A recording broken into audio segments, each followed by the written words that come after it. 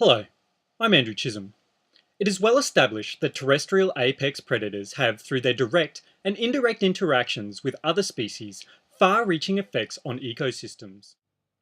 In recent years, there has been increasing interest and study into the effect of the dingo and its capacity to regulate large herbivores such as the red kangaroo and mesopredators such as introduced cat and fox populations through predation or competition. When the apex predator, or dingo, is removed from an area, the release of the large herbivore and mesopredator populations can unleash a cascade of indirect effects on lower trophic groups that affect the conservation of native biodiversity. Today I shall be discussing a paper published in Wildlife Research by Renee Brawata and Teresa Niemann titled Is Water the Key? Dingo Management, Intra-Guild Interactions and Predator Distribution Around Water Points in Arid Australia.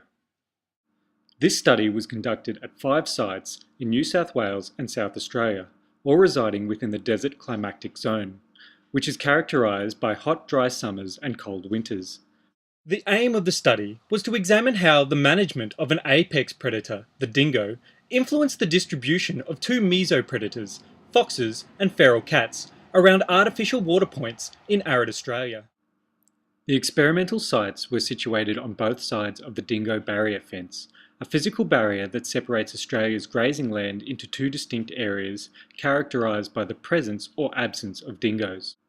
Two sites were situated south and east of the dingo barrier fence and contained no dingoes. Another 2 sites were situated north and west of the dingo barrier fence and contained dingo populations. And one site was north of the barrier fence and contained a dingo population that was being controlled by a baiting program. Predatory activity in proximity to water resources was determined using track counts from sand transects and scent stations. Each sampling area contained 15 transects and 20 scent stations.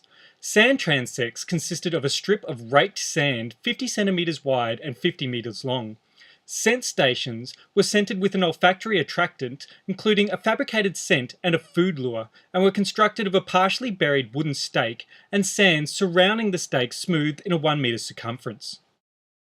Sand transects and scent stations were spaced randomly at distances of 0.5 to 3 kilometres as displayed in the diagram of Finnis Springs study site seen here. The results of the study show that dingoes were more likely to be found near water than they were to be found further away, a pattern consistent across all sites where dingo populations occurred. Foxes were much more likely to occur at watering points at sites with no dingoes than they were where dingoes were controlled either by baiting or where dingoes were not controlled, demonstrating what is a well-documented avoidance behaviour between sympatric members of the genera Canis and Vulpes. Feral cat numbers consistently increased with increased distance from watering points in most study sites, demonstrating an avoidance response to both canid species. With the exception of the site that used baiting to manage dingoes that resulted in the inadvertent baiting of foxes and thus closer proximity of cats to water points at that site.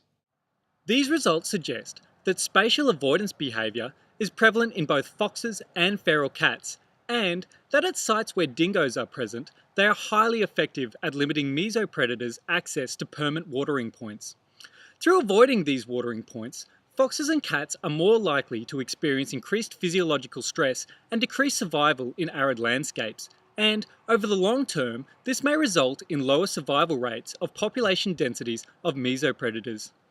This in turn means that the presence of dingoes may have a positive flow-on effect to local prey species susceptible to fox and feral cat predation, highlighting the biodiversity conservation issues related to the limitation of dingo populations and the importance of including predator-prey and predator-predator spatial interactions in discussions and analysis of the management of watering points in the arid zone.